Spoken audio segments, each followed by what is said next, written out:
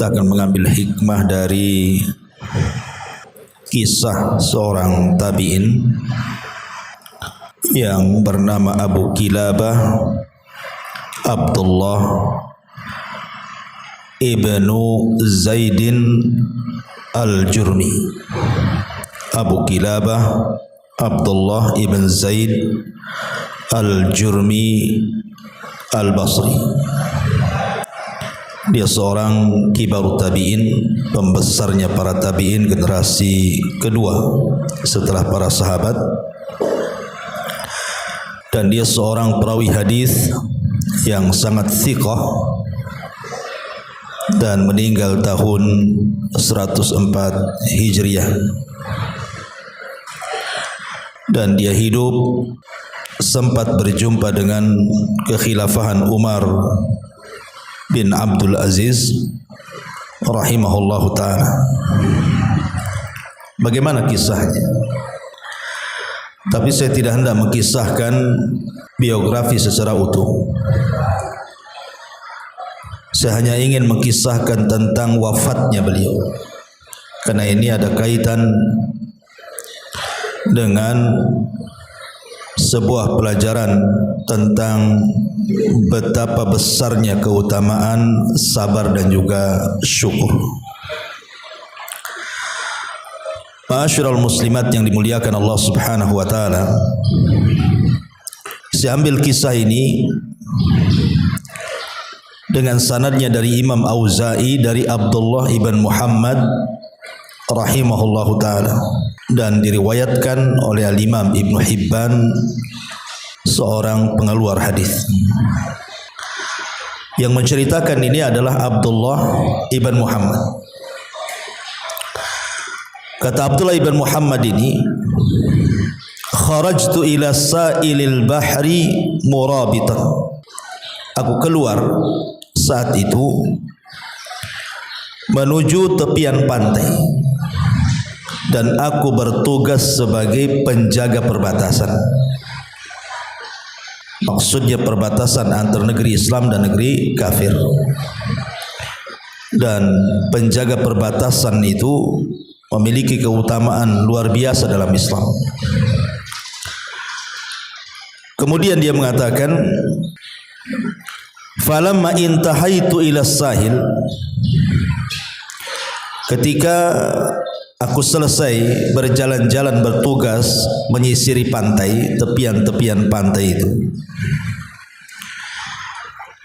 kemudian tiba-tiba dari kejauhan aku melihat ada sebuah tenda di tengah padang pasir itu.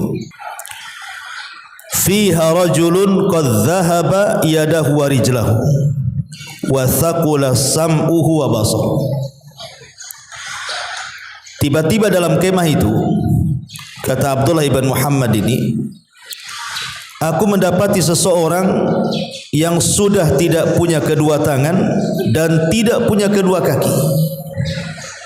Kemudian pandangannya melemah dan juga pendengarannya kurang. Coba ibu bayangkan, ada orang tidak punya tangan, tidak punya kaki, pandangannya sudah lemah rabun, dan pendengarannya juga sudah kurang, agak budak. Kemudian ketika kata Abdullah ibn Muhammad mendekat kepada tenda tadi, dia mendengar orang cacat itu sedang berdoa kepada Allah Azza wa Jalla. Apa doanya? Allahumma auzi'ni an ahmadaka hamdan ukafi bihi syukra ni'matik allati an'amta biha alayya wa faddaltani ala kathirin mimma khalaqta tafdila. Ya Allah, ajarkan aku bisa memujimu dengan pujian yang indah, agar aku bisa membalas rasa syukur akan nikmat yang kau berikan kepada, di mana engkau sudah utamakan aku dari seluruh makhluk yang kau ciptakan beberapa tingkatan. Lihat bagaimana orang ini, Bu. Orang ini tidak punya tangan, tidak punya kaki, pandangannya sudah melemah, telinganya pun sudah agak budak. Tapi isi doanya lihat. Dia mengatakan, ya Allah, auzi'ni, berikan kepadaku, ajarkan kepadaku, an ahmadaka hamdan, agar aku bisa memujimu dengan pujian yang indah. Untuk apa? Ukafi bihi syukra ni'matik, agar dengan pujian-pujian itu aku bisa membalas dan bisa bersyukur akan nikmat yang telah kau anugerahkan kepadaku, karena engkau sudah melebihkan diriku di antara seluruh makhluk yang kau ciptakan beberapa tingkatan. Kalau kita berpikir, apa yang disyukuri orang ini coba? Tangan tak punya, kaki sudah tak punya, pandangan pun sudah rabun, telinga pun sudah tidak bisa mendengar. Yang sehat itu hanya lisannya saja. Tapi dia berusaha dengan lisan yang sehat itulah dia bersyukur akan nikmat Allah Azza wa Jalla. Kemudian Abdullah ibn Muhammad ini menceritakan lagi, wallahi la atiyanna hadzal rajul wa la as'alannahu anna lahu hadza. Kemudian dia mengatakan, demi Allah, aku harus tahu orang ini, aku harus tanya, kok bisa orang seperti itu memuji sedemikian rupa kepada Allah Subhanahu wa taala dan bersyukur akan nikmat dan ingin terus membalas nikmat itu dengan kesyukuran. Semangat orang ini, Muhammad atau Abdullah ibn Muhammad ini. Kemudian juga dia bertanya-tanya, karena orang yang seperti itu kan mustahil mengucapkan kalimat seperti itu. Jangankan orang seperti itu, ibu saja kadang-kadang baru diuji dengan sakit saja, mungkin sakitnya tidak parah, untuk mengucapkan kalimat seperti ini berat. Mungkin malah keluhan-keluhan yang kita keluarkan, karena biasanya ujian yang paling menggoyang iman itu kan sakit. Kalau orang mungkin kehilangan harta masih bisa sabar, ya. Ataupun orang-orang yang kita cintai mungkin meninggal, masihlah bisa kita ini untuk bersabar. Tapi kalau penyakit ini agak sulit, Bu, karena penyakit ini kan melekat di badan dan terkadang terus-terusan. Makanya kita lihat orang-orang yang sakit itu biasanya lebih banyak putus asa dibandingkan dia bersabar, kecuali dia punya iman. Terkadang orang sakit ini sudah tidak berpikir, Bu. Kalau ada orang mengatakan yang penting sehat, mau ke dukun, yang penting sehat, sudah enggak dipikir akidahnya lurus enggak lurus gitu ya. Mau musyrik, mau kafir enggak peduli orang sakit itu, yang penting sembuh. Itulah orang sakit kayak gitu, Bu. Makanya setan itu lebih dekat kepada orang sakit. Kemudian diciptakannya putus asa orang sakit ini. Lah sementara orang ini tidak ada raut putus asa sama sekali. Malah dia dengan kondisi seperti itu malah bersyukur sekali gitu ya. Dengan kedua tangannya yang putus, kedua kakinya yang putus, mata dan telinganya sudah kurang juga, tapi terus memuji Allah Subhanahu wa taala dan bersyukur akan nikmat yang pernah Allah anugerahkan kepadanya. Sehingga Abdullah ibn Muhammad ini mengatakan, apakah orang itu mengucapkan karena paham, karena ilmu, atau karena Allah berikan ilham sehingga dia mengatakan seperti itu? Jadi dia berusaha untuk mendatangi orang itu. Fa'ataitur rajula fasallamtu alaihi, maka aku pun datang kepada orang itu dan mengucapkan salam. Assalamualaikum. Maka orang itu menjawab salam, waalaikumsalam warahmatullahi wabarakatuh. Kemudian kata Abdullah ibn Muhammad ini, dia menceritakan lagi, sami'tuka wa anta taqulu Allahumma auzi'ni an ahmadaka hamdan ukafi bihi syukra ni'matika allati an'amta biha alayya wa faddaltani ala katsir mimma khuliqta tafdila fa ayyu ni'matin min ni'amillahi alayka tahmaduhu alaiha.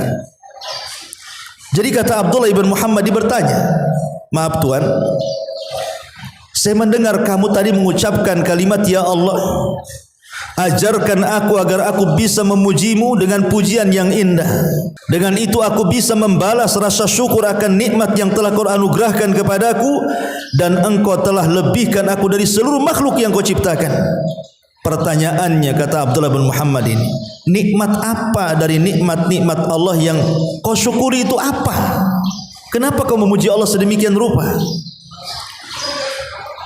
Kemudian orang ini mengatakan, wa ma tara ma sana'a rabbi, tidakkah kau lihat apa yang telah Allah anugerahkan kepadaku?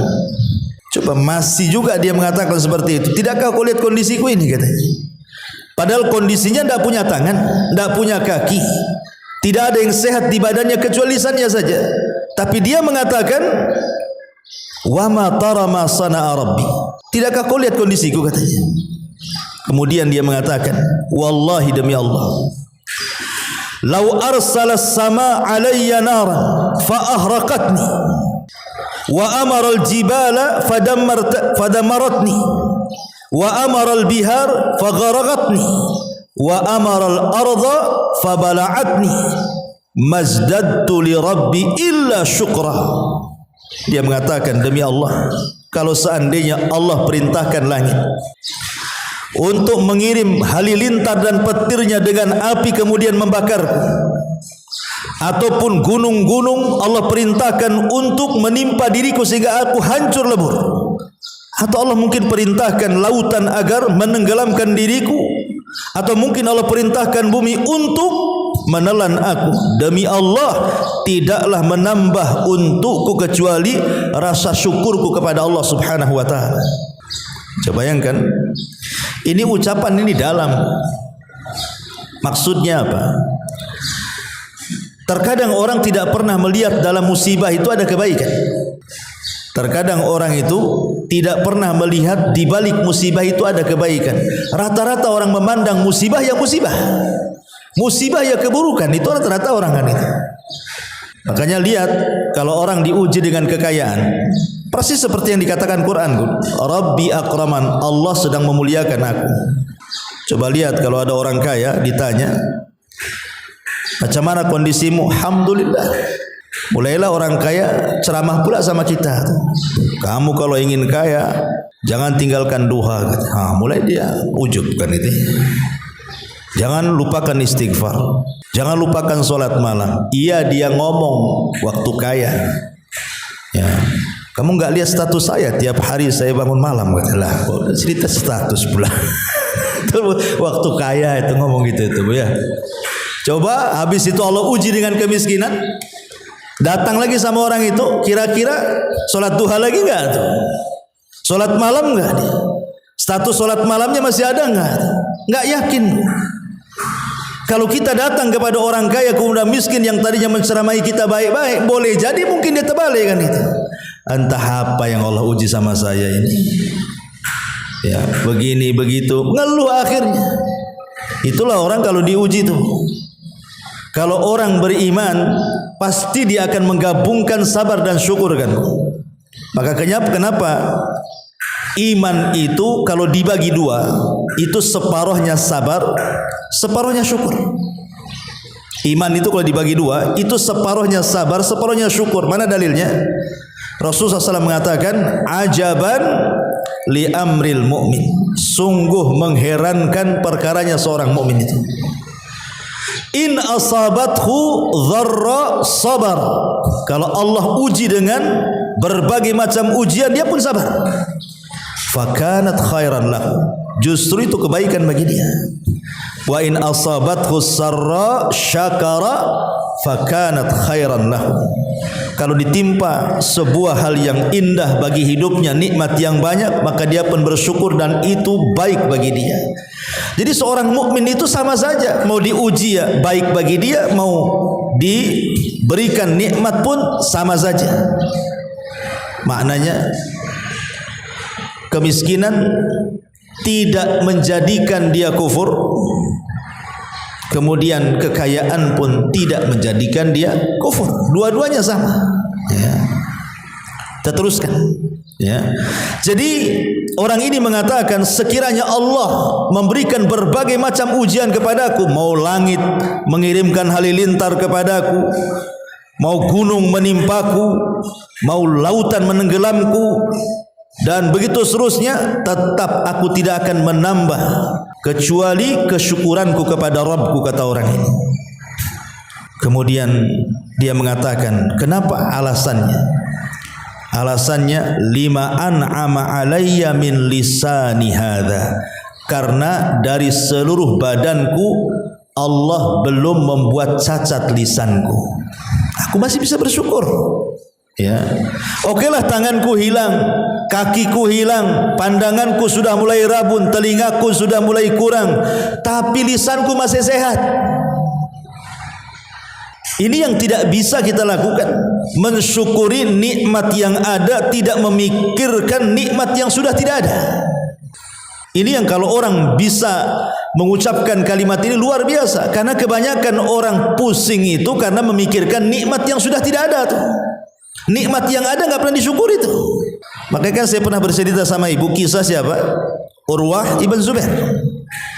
Urwah ibn Zubair rahimahullahu ta'ala, putra daripada Zubair ibn Awwam, orang yang paling abid, ahli ibadah, paling sabar, paling syukur. Luar biasa biografinya itu, Urwah bin Zubair ini.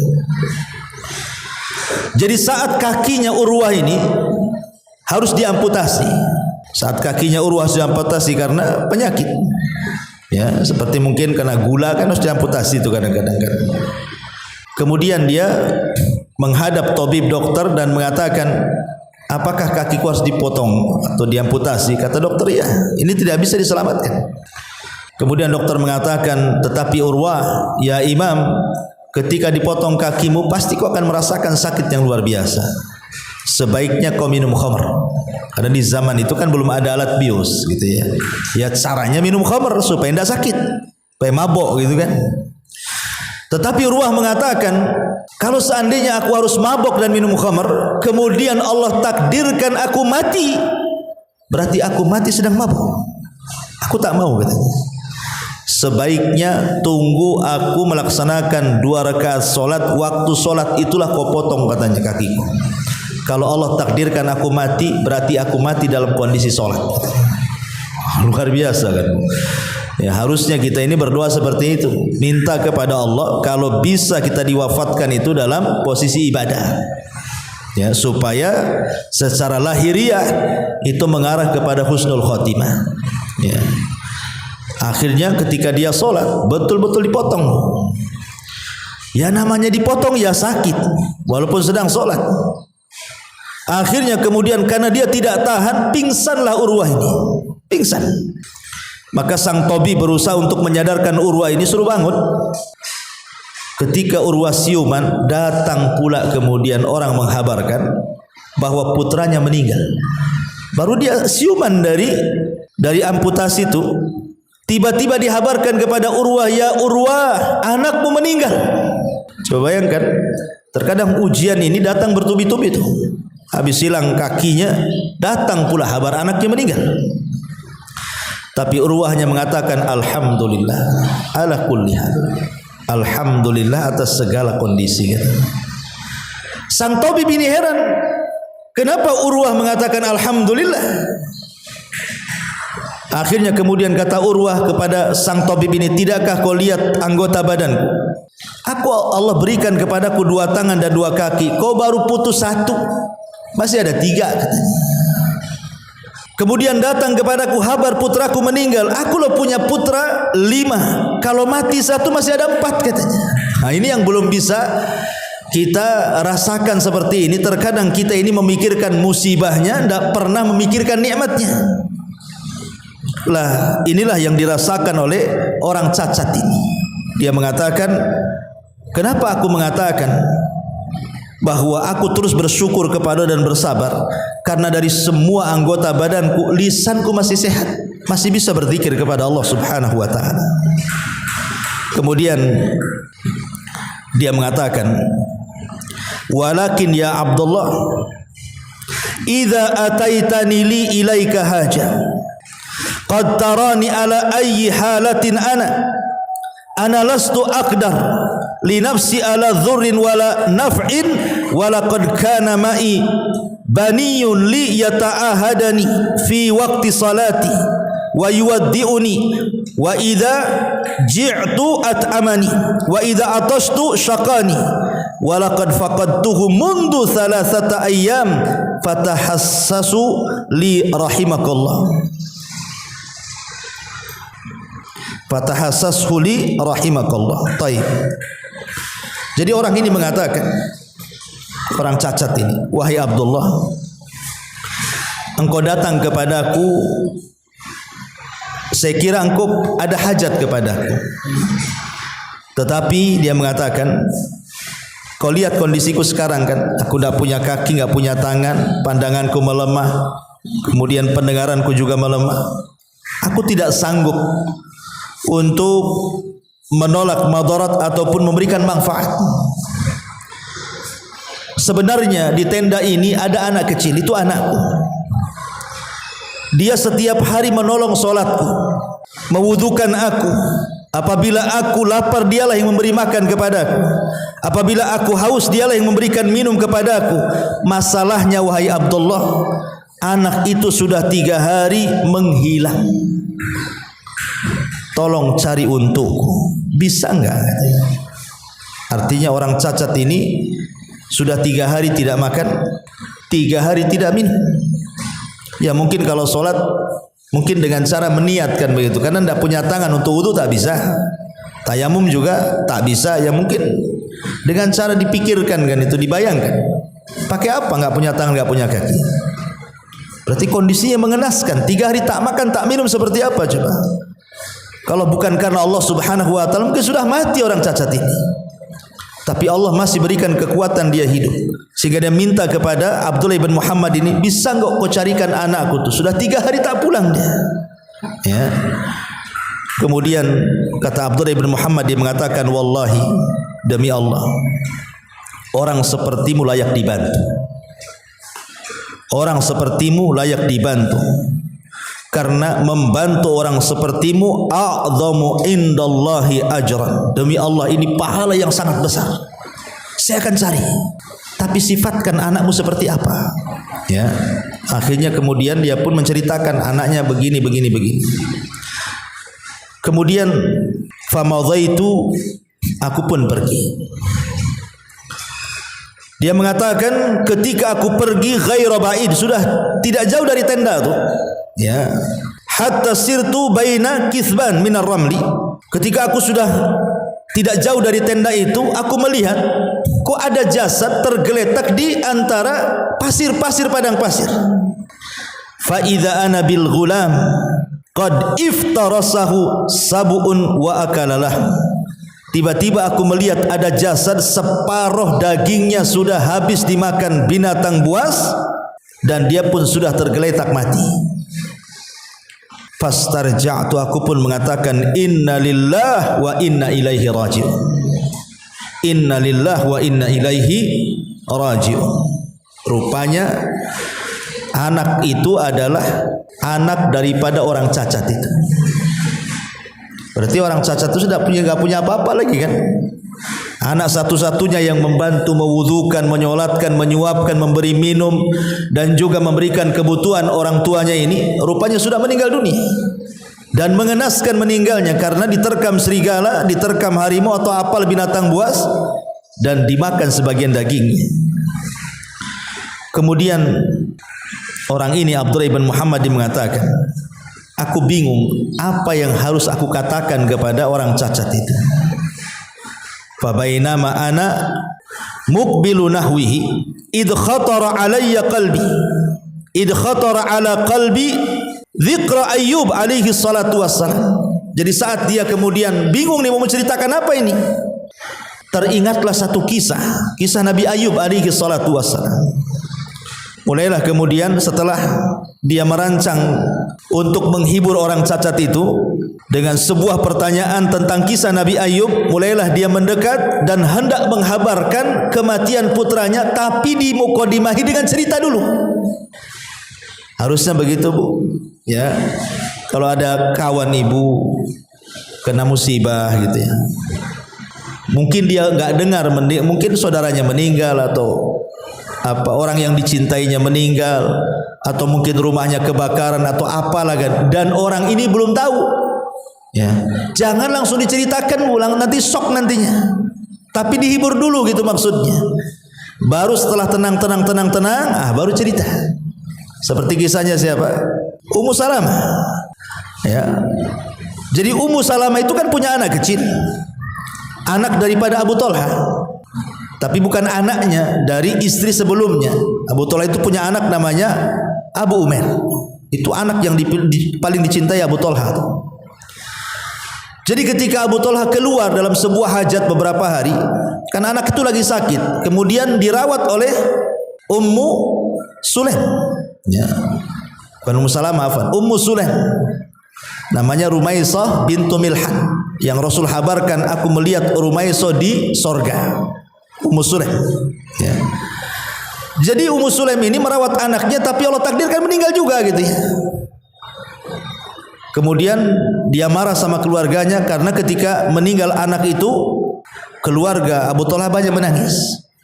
Kata Ummu Sulaim, kalau kalian menangis di rumah ini keluar, jangan ada yang menangis, dan jangan ada yang menceritakan kisah kematiannya dengan suamiku kecuali aku, katanya.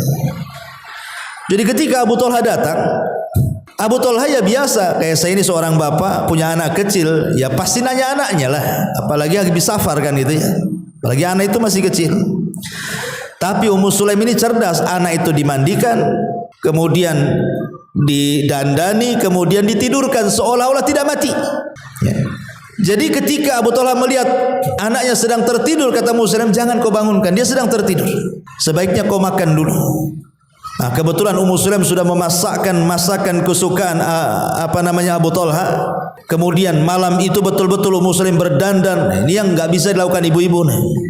Ya, kadang-kadang kalau ada musibah itu, entah saudaranya meninggal, udah kusut semua, Bu. Padahal ibu masih ada suami itu. Ya, lihat Ummu Sulaim. Walaupun ada musibah, tetap dia akan dandan untuk suaminya. Ini murung aja. Nggak mau dandan seminggu bawa bawang kan itu. Jadi Ummu Sulaim ini tetap dandan melayani suaminya. Sampai betul-betul kemudian setelah melayani suaminya, suaminya tidur, biar istirahat, namanya baru datang kan, hilang capeknya, sudah kenyang perutnya, ya. Kemudian sudah syahwatnya terobati, kemudian lelah letihnya sudah hilang karena tidur kan itu. Artinya kan otaknya sudah mulai tenang tuh, karena tiga-tiganya sudah terpenuhi. Baru sepertiga malam akhir bangun, barulah Ummu Sulaim bercerita. Ya, ceritanya pun tidak langsung mengatakan anak mau meninggal, enggak. Dia coba memberikan mukadimah dulu dengan mengatakan, bang, bagaimana kalau tetangga sebelah nitip barang nih, tiba-tiba titipan itu mau diambil lagi, kasih nggak nih? Apa ditahan? Kata Abu Talha, ya dikasih lah, itu kan barang orang, katanya. Oke, sekarang Allah sudah titipkan kepada kita anak. Kalau Allah minta kira-kira kau redho nggak? Ya kan, karena mukadimahnya sudah jauh, mau tidak mau ya sudah kan. Sempat mau marah gimana kan itu, kenapa nggak ngasih tahu dari awal kan gitu ya. Tapi lihat kebaikannya Ummu Sulaim, beradala Abu Talha. Makanya dia kemudian keesokan harinya membawa jasad putranya kepada Rasulullah dan menceritakan apa yang dilakukan Ummu Sulaim istrinya kepadanya. Apa kata Rasulullah? Semoga Allah memberkahi malam kalian ketika melakukan hubungan. Rupanya kehilangan Abu Umair, lahirlah banyak keturunan dari Ummu Sulaim dan Abu Talha. Ya. Lah ini nih, Abdullah ibn Muhammad ini ingin menceritakan kepada siapa? Orang cacat ini dengan mukadimah dulu, menceritakan tentang kisah Nabi Ayub. Jadi dia mengatakan, ya fulan, ya, bagaimana tentang Nabi Ayub? Anta akram ala Allah am Ayub an-Nabi? Wahai Tuhan, saya mau tanya sama kamu, kalau engkau dibandingkan dengan Nabi Ayub, mana yang lebih mulia? Kamu atau Nabi Ayub? Maka orang cacat ini mengatakan, bal Ayub rahimakallah. Ya tentu Nabi Ayub lah lebih mulia dibandingkan aku. Kok dibandingkan pula dengan seorang Nabi gitu? Nabi Ayub lebih mulia dibandingkan aku, katanya. Kemudian kata Abdullah bin Muhammad ini, hal alimta ma sana'a bihi rabbuh. Kamu tahu enggak cerita bagaimana Ayub itu diuji oleh Allah Subhanahu wa taala. Alaysa qad ibtalahu bimalihi wa alihi wa waladi. Bukankah Ayub itu sudah diuji hartanya, keluarganya, anak-anaknya? Maka kata orang cacat itu, bala tentu. Ya. Qultu, kemudian aku katakan, fa kaifa wajadahu? Bagaimana sikap Nabi Ayub setelah diuji oleh Allah? Hartanya dimusnahkan, keluarganya menjauhi dia sampai kerabat-kerabatnya, bahkan Ayub diberikan penyakit sama. Tidak ada yang selamat dari badannya kecuali lisannya saja. Jadi Ayub itu semua isinya borok-borok itu, dari atas kepala sampai kaki, benjol-benjol, isinya nanah dengan darah. Tidak ada satupun anggota badan kecuali ada benjolan, isinya nanah dengan darah, menjijikan dan bau. Yang selamat lisannya saja. Jadi orang ini bertanya, Nabi Ayub loh sudah diuji hartanya, keluarganya menjauh, kemudian anaknya meninggal. Kamu dengar enggak bagaimana sikap Nabi Ayub menghadapi ujian itu? Maka kata orang cacat ini mengatakan, wajadahu sabiran syakiran hamidan. Ya, Nabi Ayub tetap sabar, tetap bersyukur dan tetap memuji Allah Subhanahu wa taala. Kemudian qultu, aku katakan, katamu Abdullah ibn Muhammad ini, lam yardha minhu dzalik hatta awhasha min aqribaihi wa ahibbah. Bahkan lebih daripada itu, engkau tahu ceritanya Ayub kan, bahwa seluruh keluarganya, seluruh kerabat-kerabatnya, seluruh orang-orang yang pernah mencintainya menjauh semuanya. Kemudian orang cacat ini mengatakan, na'am ya. Kemudian kata Abdullah bin Muhammad, fa kaifa wajadahu rabbuh? Bagaimana Nabi Ayub menghadapi ujian itu? Maka dia tetap mengatakan, wajadahu sabiran syakiran hamidan. Ayub tetap sabar, tetap bersyukur dan memuji Allah Subhanahu wa taala. Kemudian setelah cerita Nabi Ayub, mungkin orang cacat ini tidak sabar. Kenapa orang ini cerita Nabi Ayub? Ada apa? Ya, mulai merasakan nih, dia kan dari awal suruh nyari putranya. Habis itu datang selang beberapa waktu kemudian bercerita Nabi Ayub. Jadi orang cacat ini bingung, ada apa ini kan? Kenapa di mukadimah seperti itu? Makanya dia mengatakan, ya fulan, tidaklah usah kau ini berpanjang-panjang cerita, ya. Aujiz rahimakallah, singkat saja maksudmu apa?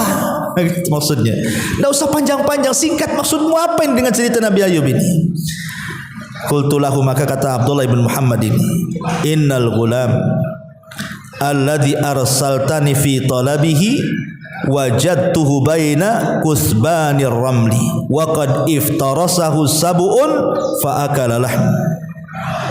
Sesungguhnya anak yang kau perintahkan aku mencarinya wahai Tuhan berada di tumpukan-tumpukan pasir, dan aku sudah mendapati dia meninggal diterkam binatang buas dan dimakan sebagian dagingnya. Fa'adzamallahu lakal ajra wa alhamaka sabra. Semoga Allah besarkan pahala musibahmu dan semoga Allah berikan kesabaran kepadamu.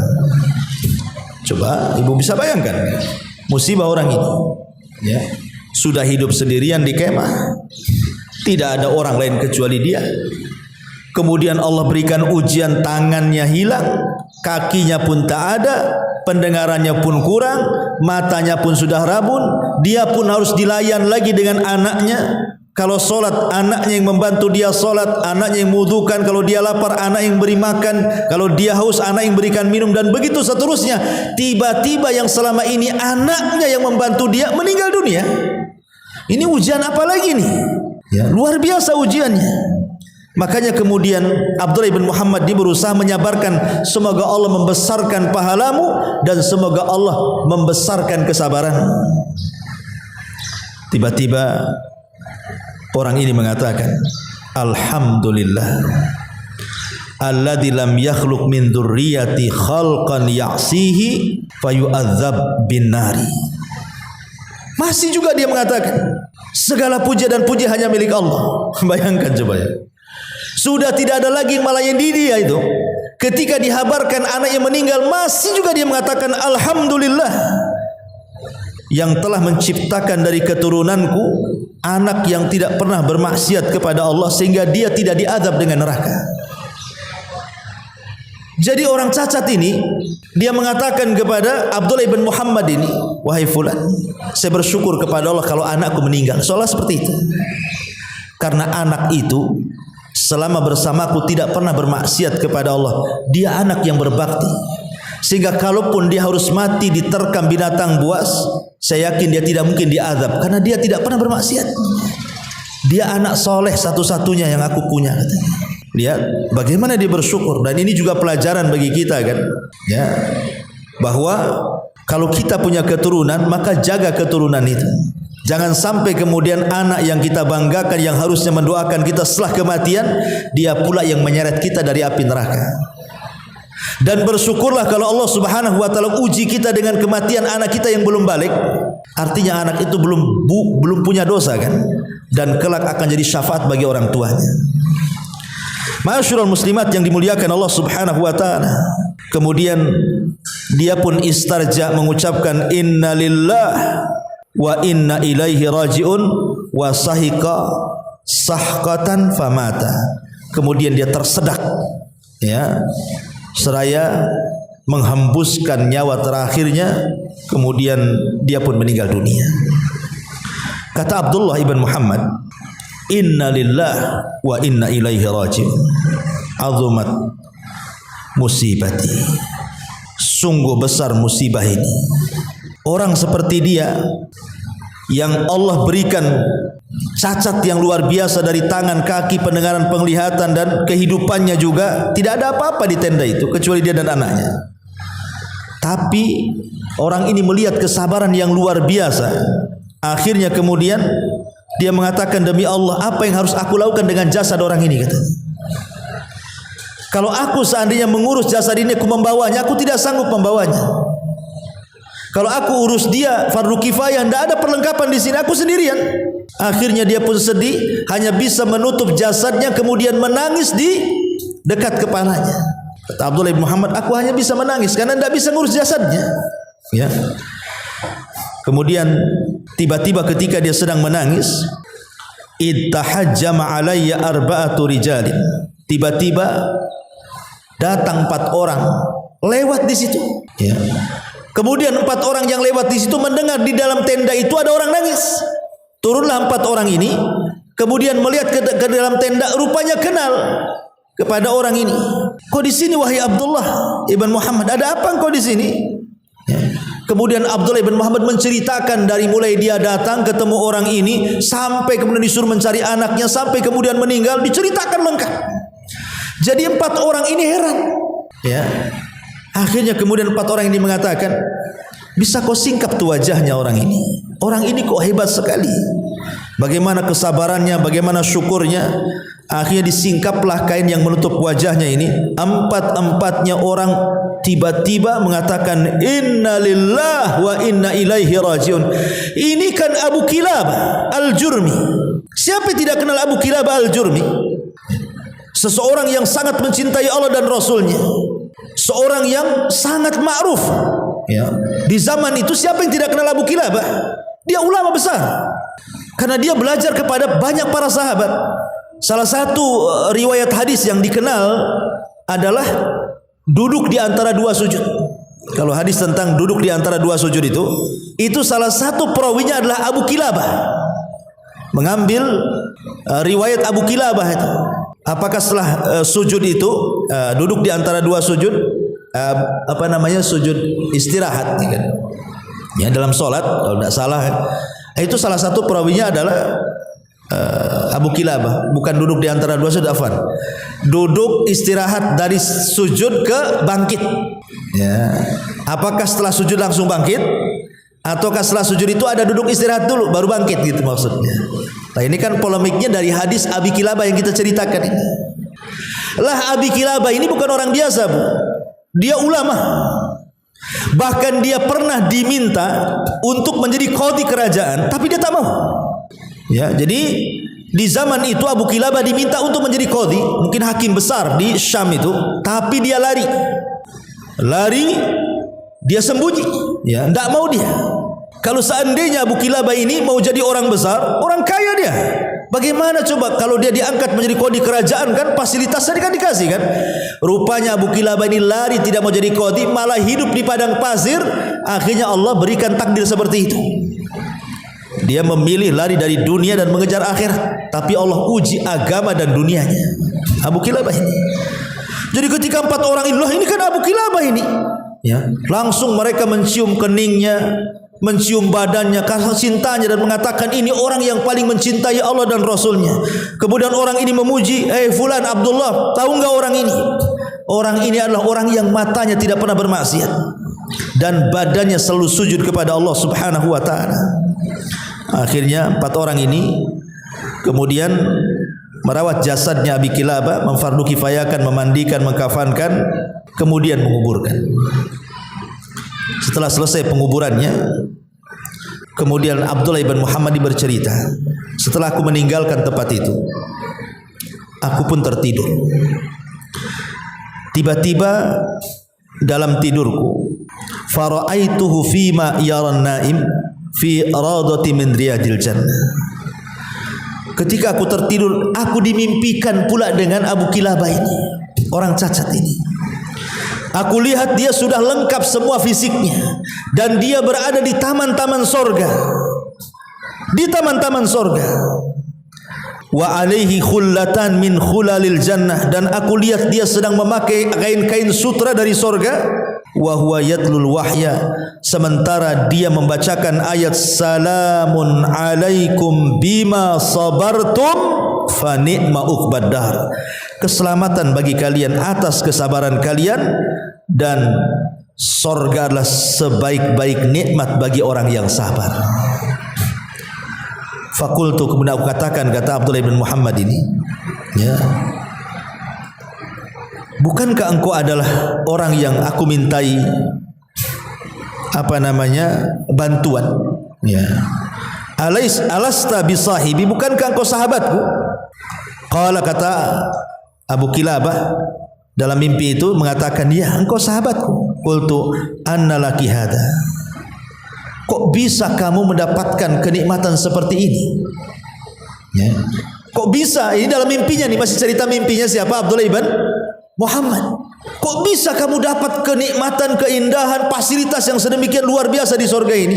Apa yang kau lakukan? Maka kata Abu Kilabah mengatakan, inna lillahi darajat la tunal illa bis sabri indal bala wasyukri indar raha ma khasyatillahi azza wa jal fis sirri wal alaniyati. Ini rahasianya, Bu. Ini kata-kata Abu Kilabah yang dipesankan oleh beliau kepada Abdullah ibn Muhammad dalam mimpinya. Kenapa dia sampai mencapai derajat tinggi di sorga itu?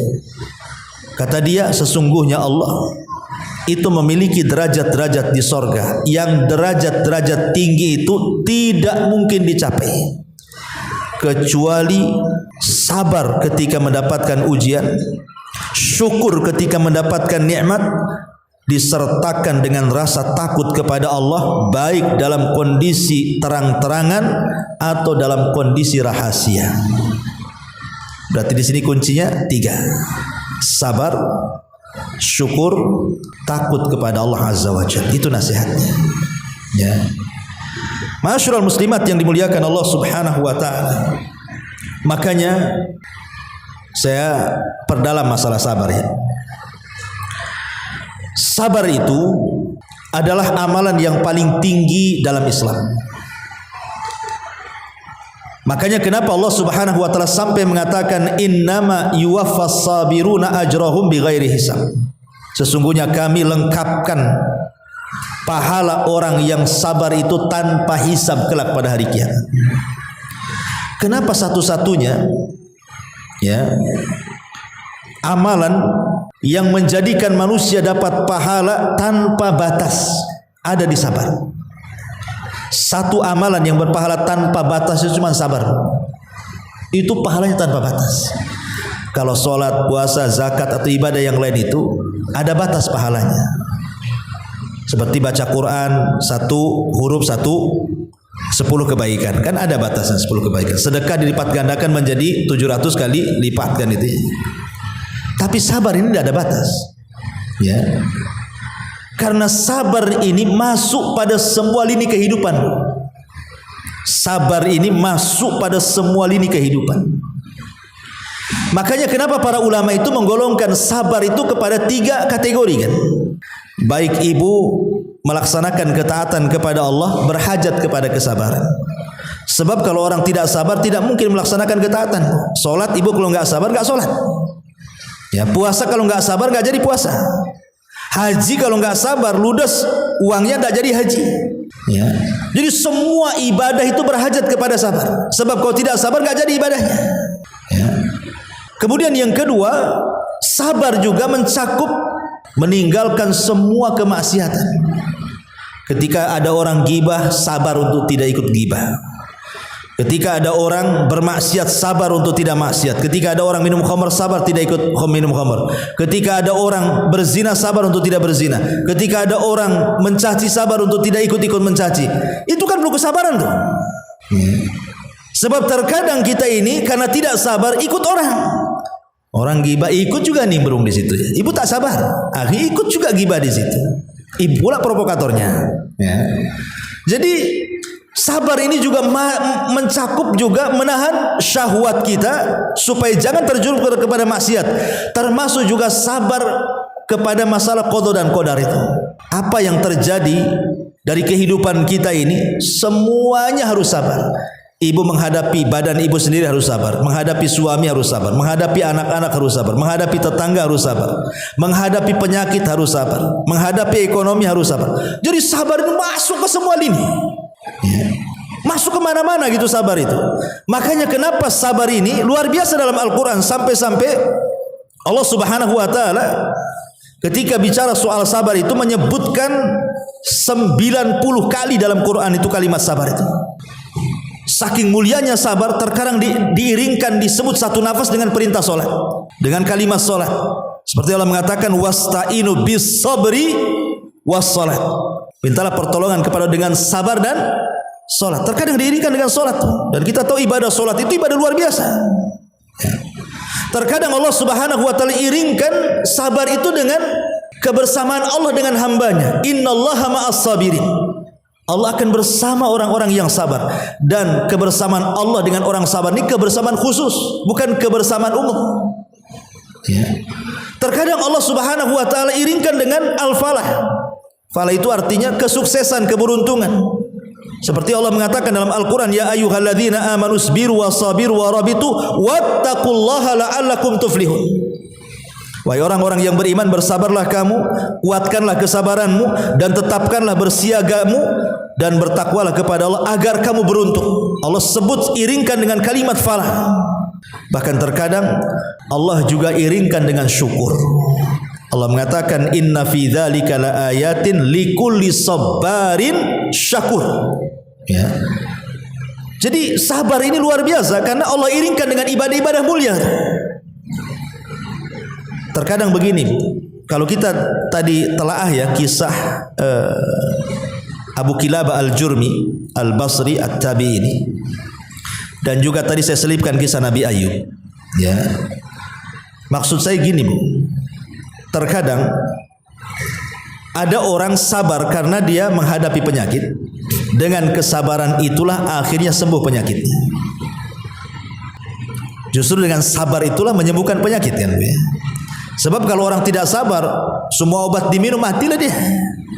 Ya, karena enggak sabar kata dokter, makan ini 3 kali, dimakannya 7 kali sama dia. Karena enggak sabar. Ya. Atau mungkin karena saking keselnya dokter itu, ibu bolak-balik, sebenarnya sudah enggak ada obat dokter itu. Tapi ibu bolak-balik ke dokter, kesel lah dokter itu. Mungkin dia bercanda, minumlah air kencingmu katanya. Padahal bercanda. Diminum air kencing mati. Ini dokternya bercanda karena nggak sabar kan gitu ya. Orang nggak sabar itu cepat mati itu nantinya ya. Sabar. Kadang-kadang sabar itu membuahkan hasil. Ya. Kadang kata dokter jangan makan ini, jangan makan itu, jangan makan ini. Betul-betul ibu turuti itu. Oh jangan makan ini, dihindari makan itu. Betul-betul sembuh. Tapi orang yang nggak sabar, semua pantangan main makan saja. Kata dokter jangan dimakan, dimakan. Ini jangan makan ini, kolesterol naik. Nggak apa-apa. Kan itu semua takdir. Kalau Allah berkehendak, jadilah mati dia. Kan itu ya Bu ya. Makanya terkadang sabar itu membawakan hasil. Tapi kalau seandainya Allah takdirkan, ibu mungkin sudah sakit, ibu sudah sabar, tapi sampai mati Bu, nggak membuahkan hasil sabarnya. Betul-betul ibu meninggal, tapi ibu meninggal di atas kesabaran. Apakah kemudian percuma sabarnya? Tidak. Perhatikan sebuah hadis. Nabi SAW sampai mengatakan dalam hadis Jabir bin Abdullah radhiyallahu anhu yang dikeluarkan Imam Tirmidzi dan disahihkan oleh Syekh Albani rahimahullah, yawaddu ahlul afiyati yaumal qiyamah hina yu'ta ahlul bala ats-tsawaba law anna juludahum kanat qurridat fid dunya bil maqarid. Nanti pada hari kiamat orang-orang yang tidak pernah diuji itu dengan sakit, sehat aja hidupnya, tapi kemudian anggaplah meninggalnya ketabrak mati, tapi tidak pernah dia sakit di dunia, betul-betul sehat di dunia.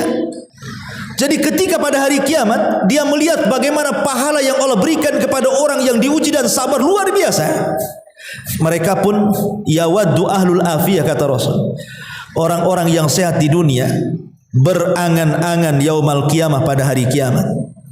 Hina yu'ta ahlul bala, ketika orang-orang yang diuji oleh Allah diberikan pahala banyak, yu'ta ahlul bala tsawab, diberikan pahala banyak, mereka pun mengatakan lau anna juludahum kanat quridat fid dunya bil maqarid, seandainya sewaktu mereka di dunia mereka siap kalaupun harus dikuliti kulitnya sehingga lepas dari dagingnya. Itu nanti angan-angan penduduk di akhirat tuh. Baru mereka sadar betapa tingginya kesabaran ketika menghadapi musibah. Sampai-sampai orang-orang sehat mengatakan, coba aku di dunia dikuliti tidak apa-apa, kalau akhirnya pahala yang Allah berikan kepada orang sabar itu sebesar ini, gitu maksudnya. Ini kan luar biasa. Tapi ini kan angan-angan nanti. Kita sudah tahu angan-angan orang-orang sehat di akhirat itu seperti ini kan, sudah tahu dalam hadisnya bahwa mereka akan berangan-angan seperti itu. Tapi kenyataannya kan tidak juga kita terhibur dengan hadis ini. Tetap saja kalau kena musibah ya ngeluh kan gitu ya. Enggak terpikir nanti akan banyak pahalanya. Enggak. Makanya salah satu yang meringankan ujian itu adalah dengan mengingat pahala di akhirat. Hanya dengan itu, apalagi? Ya, seperti Abu Kilabah ini. Tidak punya tangan, tidak punya kaki, pandangan rabun, telinga sudah tidak ada, tidak ada yang sehat kecuali lisannya. Tapi dia tahu bahwa di sana ada jaza, ada balasan. Makanya dia sabar. Ya. Ma'asyiral muslimat yang dimuliakan Allah Azza wa Jalla. Makanya sebuah hadis yang dikeluarkan Bukhari Muslim, kata Rasul, ma u'tiya ahadun ata'an khairan, ma u'tiya ahadun ata' khaira awsa' minas sabri. Tidaklah seseorang itu diberikan pemberian khairun, lebih baik daripada kesabaran. Ya, ini luar biasa. Ya. Ma'asyiral muslimat yang dimuliakan Allah Subhanahu wa taala. Kenapa sabar itu sedemikian indahnya dan agungnya? Sampai-sampai perkataan Ummul Mukminin Aisyah radhiyallahu anha mengatakan apa? Fasabrun jamil. Sabar itu indah. Ini kata-kata siapa? Aisyah. Aisyah yang mengatakan fasabrun jamil. Sabar itu indah. Dia menukilkan perkataan siapa? Nabi Ayub saat kehilangan Yusuf. Nabi Ayub mengatakan fasabrun jamil. Sabar itu indah. Diulang lagi oleh Aisyah radhiyallahu anha, fasabrun jamil. Sabar itu indah. Kenapa Aisyah radhiyallahu anha mengatakan ucapan ini? Karena ketika itu Aisyah sedang diuji, difitnah oleh orang munafik, dia berzina dengan Safwan ibn Mu'attil, sehingga dibicarakan satu penduduk Madinah. Ada yang terpengaruh dan itu kebanyakan, dan ada yang tidak terpengaruh dan itu sedikit. Sampai Nabi SAW bingung, bagaimana mungkin wanita yang selama ini dicintainya, ya, putri daripada As-Siddiq Abu Bakar Siddiq radhiyallahu anhu, wanita yang sangat cerdas dan mulia, bisa melakukan perzinahan dengan Safwan ibn Mu'attil. Begitu kabarnya. Sampai Rasul terpengaruh loh. Dia nunggu wahyu selama 1 bulan, kok nggak datang-datang wahyunya tuh? Apakah Aisyah berzina atau tidak? Sampai akhirnya dia harus menanyakan sendiri langsung kepada Aisyah radhiyallahu anha setelah 1 bulan tidak pernah berjumpa. Padahal selama ini dia selalu di samping Aisyah, tapi karena masih menunggu wahyu, disabarinya Rasul tidak menjumpai Aisyah sampai 1 bulan. Coba bayangkan. Dan Aisyah ketika itu kan masih kecil. Artinya masih kecil kan perasaannya lebih peka dibandingkan orang yang sudah tua, yang sudah banyak musibah teruji dengan dia kan gitu. Aisyah masih kecil.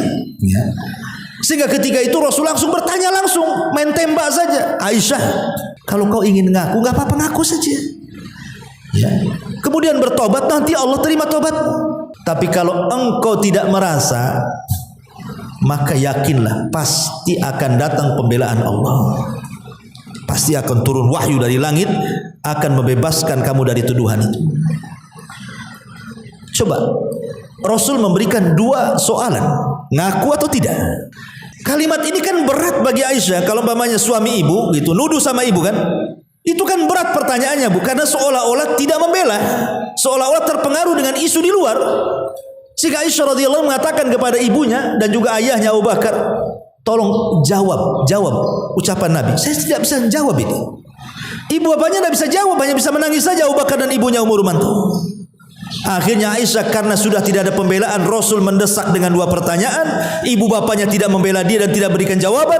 Dari situlah muncul kalimat fasabrun jamil. Rupanya sabar itu indah katanya. Apa yang harus aku lakukan kan itu? Ibu bapakku tidak membelaku, Rasul tetap mendesak dengan dua pertanyaan. Apa yang bisa aku lakukan? Aisyah mengatakan fasabrun jamil, ambil selimutnya kemudian nangis. Nah, itulah yang dilakukan perempuan, nangis saja, apalagi kan itu ibu ya. Ibu ada masalah nangis kan itu. Artinya di sini, kenapa sabar itu indah dikatakan Aisyah radhiyallahu anha? Karena tidak ada sifat dalam Al-Quran melebihi kemuliaan sabar. Karena Allah berikan 3 keutamaan. Cukuplah sabar itu. Kenapa begitu indah? Karena Allah subhanahu wa ta'ala berikan 3 keutamaan yang Allah tidak diberikan kepada yang lainnya. Perhatikan ayat, wala nabluwannakum bisyai'im minal khawfi wal ju'i wa naqsim minal amwali wal anfusi wath thamarat wa basyiris sabirin alladzina idza asabathum musibatun qalu inna lillahi wa inna ilaihi raji'un ulaika alaihim salawatun min rabbihim wa rahmah wa ulaika humul muhtadin. Dan kami pasti akan menguji kamu dengan sedikit ketakutan, kelaparan, kekurangan harta, jiwa dan buah-buahan. Dan sampaikanlah kabar gembira kepada orang-orang yang sabar. Orang-orang yang apabila ditimpa musibah mereka mengatakan inna lillahi wa inna ilaihi raji'un, sesungguhnya kami milik Allah dan akan kembali kepada Allah. Apa kabar gembiranya? Inilah yang kita sedang bicarakan, ulaika alaihim, mereka itulah akan memperoleh apa? 1, salawatu mir rabbihim, Allah berikan ampunan akan dosa-dosanya. Yang kedua, warahmah, Allah akan cucurkan rahmatnya kepadanya, kasih sayangnya kepadanya. Wa ulaika humul muhtadun, dan yang ketiga, Allah akan berikan petunjuk kepada mereka. Ampunan, rahmat, petunjuk, ini yang kita hajatkan di dunia. Apalagi 3-tiganya Allah berikan kepada orang-orang yang sabar, dan Allah tidak berikan kepada yang lainnya. Ya, ma'asyiral muslimat yang dimuliakan Allah subhanahu wa ta'ala. Dan untuk menutup kajian kita, apa sih buah daripada sabar itu? Pertama, ar-ridha bi qada'illahi wa tuma'ninati wasyu'ur bis sa'adah. Kata ulama yang pertama, buah dari sabar itu orang menjadi redha dengan ketentuan Allah dan juga merasa tenang, dan dia pasti akan senantiasa bahagia. Ibu kalau berjalan dengan takdir, Bu, ibu tidak akan ngeluh. Ya, kalau ibu berjalan dengan takdir, ibu tidak akan ngeluh. Contoh umpamanya diberikan musibah penyakit, ibu mengatakan ini sudah takdir Allah. Sebelum langit dan bumi diciptakan 500 tahun, memang sudah ditulis hari ini, detik ini, jam ini, bulan ini, tahun ini saya harus sakit. Apa yang harus aku lakukan? Kan sudah ditulis di atas. Selesai lah kan gitu. Memang ini sudah ketentuannya, aku harus sakit hari ini. Tapi kalau kita pikir, Bu, dalam setahun lah, pertanyaan saya, ibu lebih banyak menangis atau tertawa? Lebih banyak bahagia atau susah? Lebih banyak makan ataukah lapar? Lebih banyak minum ataukah kehausan? Lebih banyak bercanda ataukah menangis? Kita bisa hitung dalam setahun ini kan. Sebenarnya kebahagiaan yang Allah anugerahkan kepada itu jauh lebih lama dibandingkan keperitan hidup kan. Cuman masalahnya terkadang gara-gara keperitan hidup itu, kebahagiaan yang begitu banyak yang Allah nikmati kepada kita itu, kita lupakan tuh masalahnya. Kalau kita hitung-hitung setahun itu, mungkin lebih banyak senangnya kok kita ini. Sedikit sekali mungkin tidak senangnya. Tapi terkadang orang lebih memikirkan yang tidak senang dan melupakan yang senang, itu masalahnya.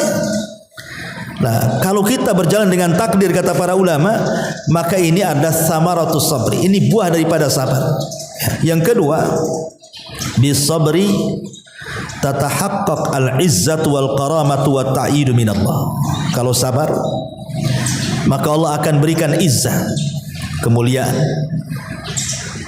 kemudian juga kekuatan, ya, dari Allah Subhanahu wa taala. Karena Allah mengatakan, in tasbiru wa tattaqu la yadurrukum kaiduhum syai'a. Jika engkau sabar dan bertakwa, tidak akan memadaratkan tipu daya mereka kepadamu sedikit. Ibu ini kalau digunjing orang, pamannya satu komplek ini membuli ibu lah, memfitnah macam-macam lah. Tapi ibu sabar enggak balas mereka, supaya ibu bisa membedakan antara ibu dengan mereka. Sebab kalau aku balas juga apa yang mereka fitnahkan, lalu apa bedanya aku dengan dia? Sama-sama gila lah. Biar terbedakan mana orang berakal, mana orang gila, sabar, itu maksudnya. Ya kan? Ini ada orang mencaci ibu, ibu caci balik, kan dua-duanya gila, Bu. Ya. Tapi kalau ada orang mencaci ibu sabar, berarti ibu tidak gila, ibu berakal tuh.